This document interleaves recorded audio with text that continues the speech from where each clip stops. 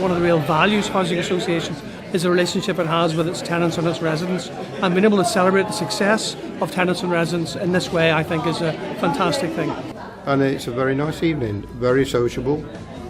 You meet a lot of people and you make quite a few friends. Judging this, we were looking for people that go that extra mile in reducing, reusing and recycling.